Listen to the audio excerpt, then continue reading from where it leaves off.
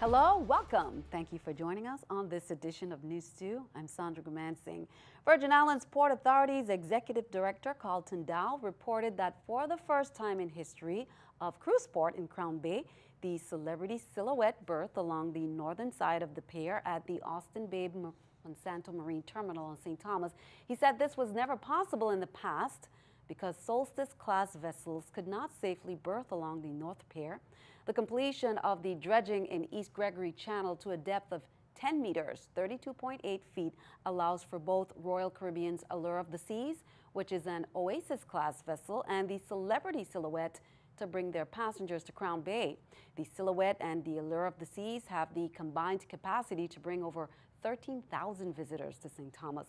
The dredging was funded by the Port Authority via marine revenue bonds issued in 2014 to improve navigational conditions and accommodate the largest cruise ships in the world.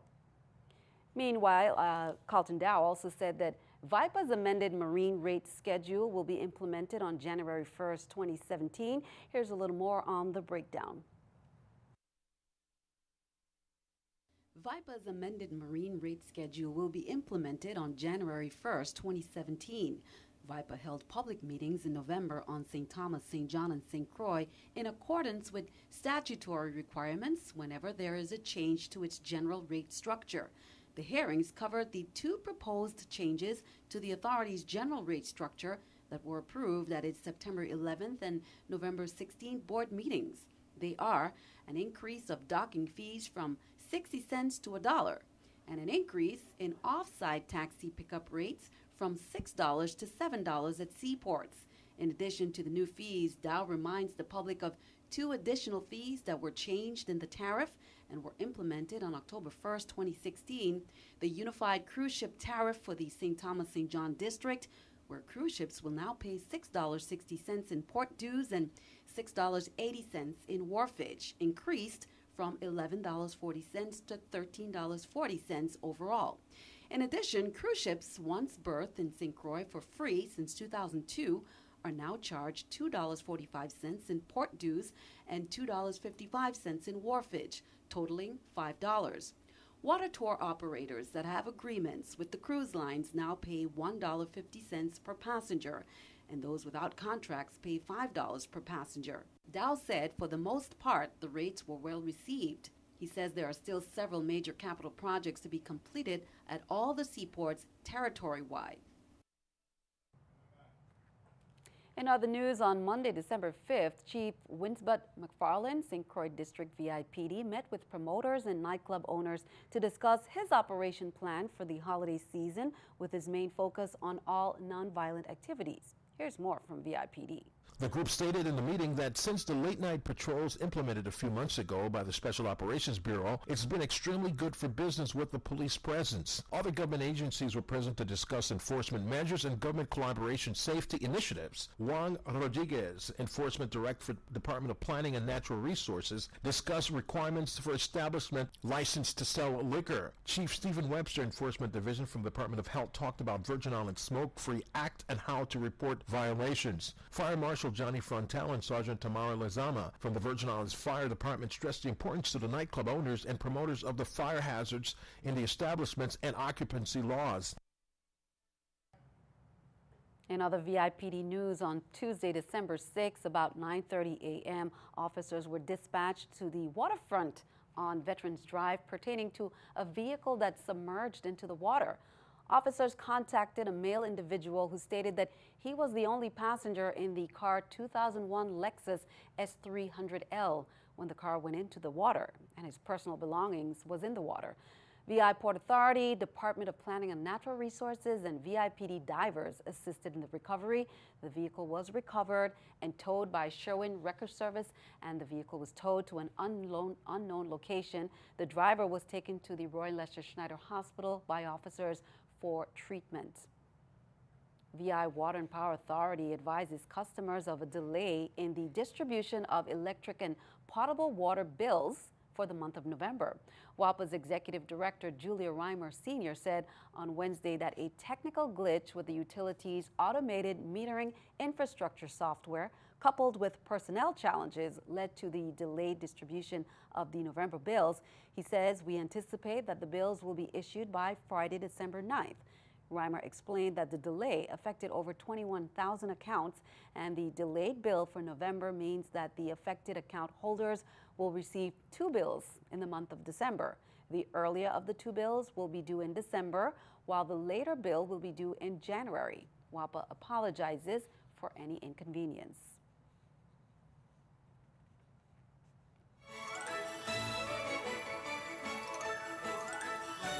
Tis the season. Well, the tree was officially lit, kicking off the Christmas season for those in attendance at the West Indian Company Limited as they hosted their 32nd annual Christmas tree lighting earlier at Haverside Mall on the West Indian Company dock. And this year's event featured performances from many school bands, vendors, shopping, and of course Santa. The day-long community festivities began at 12 noon with an all-day mini Christmas village.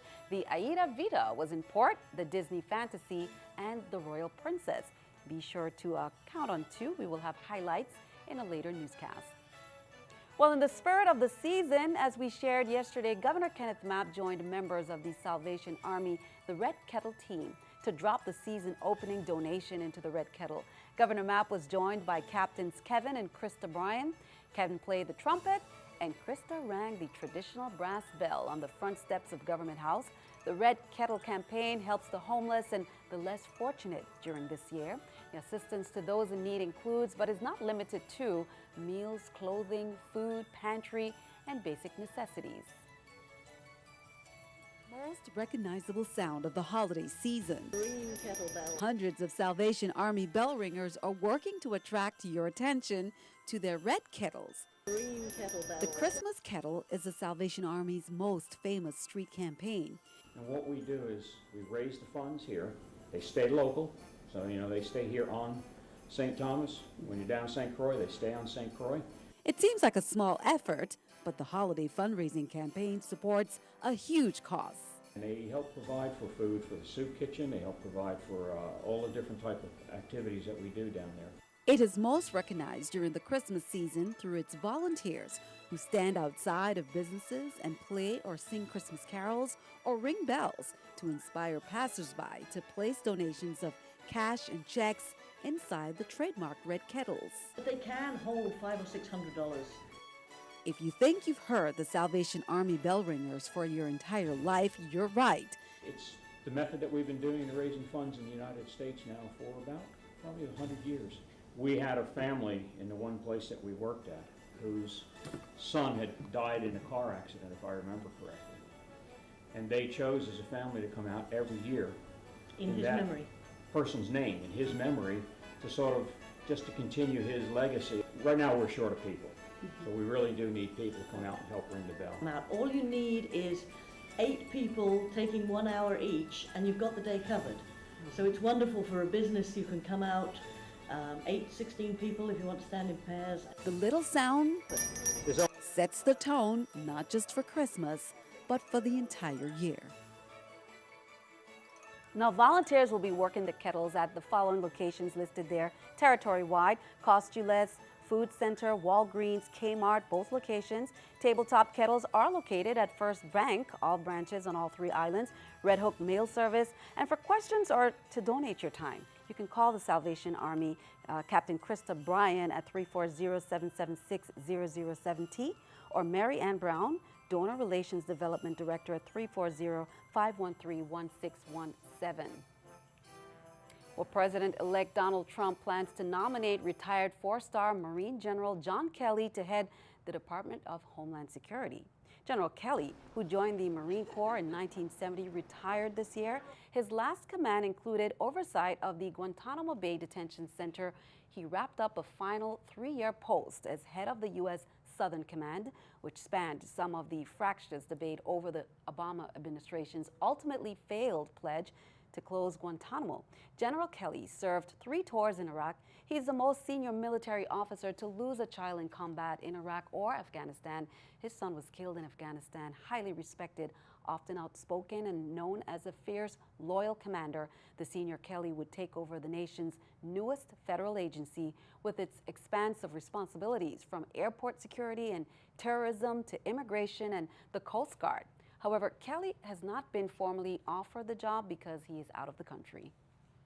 Keeping our eye on the economy, let's take a look at the stock market watch. But before we do that, shoppers lined up at Toys R Us stores across the country this weekend for two of the hottest and hardest to get items of the holiday season. Participants participating Toys R Us stores announced the sale of the Nintendo NES Classic and the breakout toy Hatchimals. Some stores only had about 30 of each toy for sale. Crowds of people started lining up Saturday night for the stores. 8 a.m. opening in some locations. Both toys retail for about $60 each. Let's take a look at the stock market watch at the New York Stock Exchange. We can see the numbers up. The Dow 297, NASDAQ 60, S&P 500 up 29. Coming up on News 2, more holiday news because 'tis the season to be jolly. We'll be right back.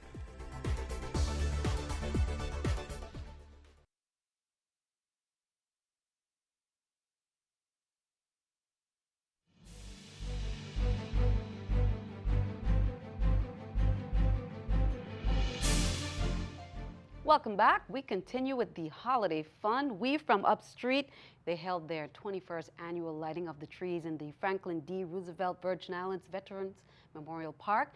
The two-day event included junior high and high school choirs, cultural dancers, youth steel orchestras, and the official lighting of the park. Music was provided all night long by Milos Kings, and this year they honored right there attorney Treston Moore for his contributions. Here's some music.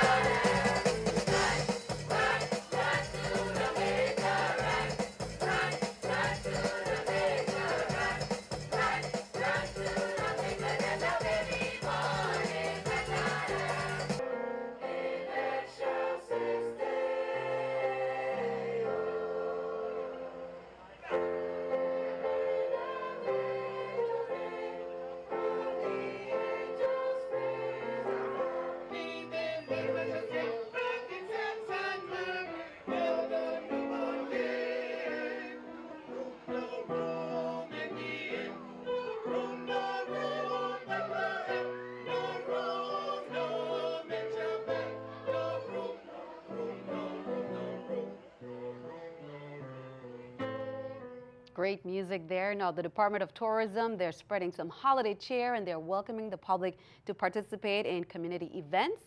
And the events will feature local entertainment, a sampling of local treats and drinks. And there's the schedule, December 9th on St. Thomas from 9 a.m. to 12. Emancipation Garden tree decorating with the EBO Owls and Steel Orchestra providing some music. Then 3 to 8 p.m. a thank you holiday mixer. December 16th on St. Croix from 5 p.m. to 8, a community holiday give back in collaboration with FIDA Sunset Jazz at Butto Park. December 23rd on St. John from 10 a.m. to 2. Tourism is all of us. Holiday Community Appreciation Day. The department will also host their annual gift project on St. Croix and St. Thomas. Well, introductory night was held last weekend at CAHS, and the CAHS concert band, they stole the show with some delightful Christmas music. Here's more.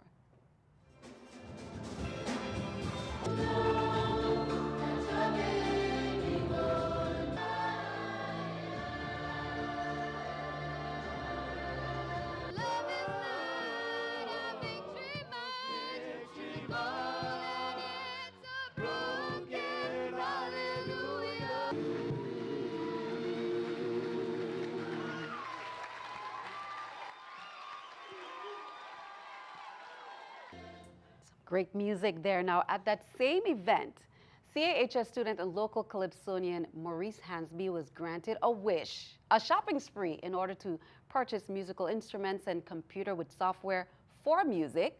And that's thanks to the Make-A-Wish Foundation. It's a nonprofit organization that grants the wishes of children who have life-threatening medical conditions. Maurice, of course, was caught by surprise. So Maurice, would you like to do the honors and open your wish?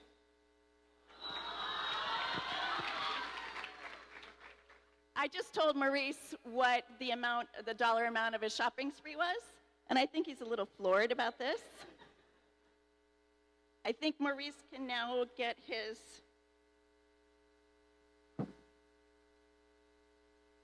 MacBook Pro with Pro Logic so he can do his music editing at university. I think he also wanted to get a steel pan, correct? And a credit card loaded with money so he can do his shopping. Congrats, Maurice, and congrats to Camila, his mom. He's actually my godbrother. The annual Christmas Spoken Here at St. George Village Botanical Garden on St. Croix, that was held. Beautifully decorated Christmas trees were on display. Local choirs sang Christmas music. Many shopped from St. Croix's finest vendors of local arts and crafts, food and beverages. Santa was in the house, and there were many opportunities to win raffles. Here's more. And we want to thank everybody for supporting us at Christmas Spoken Here today that's going on at St. George Village Botanical Garden. We have all sorts of things going on. We have over 60 vendors with local crafts and food. We have all sorts of entertainment, local school bands, Good Hope Country Day, Central High School. We have the brass bands, USVI Voices. We have St. Patrick's Steel Pan Orchestra. And we're so grateful for everybody that's come out. We have a lot of fun things coming up at the garden. You can go on our website, sgvbg.org. Well, staying on the Big Island, the holiday season takes to the water and the boardwalk in downtown Christiansted on Saturday night with the annual St. Croix Christmas Boat Parade. The festivities begin at noon on the boardwalk with live music, food and drink, gifts, jewelry, and much more. It's a great time to get holiday shopping done. It starts at 6. The boat parade, it's one of the largest in the Caribbean. Boats of all sizes are creatively decorated with lights, displays, and dancers. Following the parade, the skies of Christiansted light up with a spectacular fireworks display. Meanwhile, on St. Thomas, be sure to pick your favorite spot on the waterfront apron to watch the lighted boat parade. Boaters say this year's festivities will be even bigger and better than last year's. Santa will lead the parade, which will feature many boats up to 68 feet, fully decorated for Christmas. And of course, that happens during the Miracle on Main Street. Be sure to check that out. Virgin Islands Police Department is reminding all participants in the Crucian Christmas Festival Adults and Children's Day Parade to pick up your vendor permit. Issuance of vendor permits is available, they say, until Friday, December 16th, Monday through Friday from 9 a.m. to 3 p.m. You can contact Sergeant Walton Jack at 340-773-2575 or at the Chief's office at 340-712-6008. Well, just switching the news up a little bit, Zika is on the decline, and that's the good news reported by the Department of Health. The territory saw 12 new confirmed cases, which is 15 fewer confirmed reported last week. So there are 587 confirmed cases on St. Thomas, 165 on St. Croix, and 68 on St. John. The number of confirmed cases increased by 10 from 91 to 101. Department officials remind everyone that even though the numbers are low, Warriors, who we heard all about, the amputee softball team,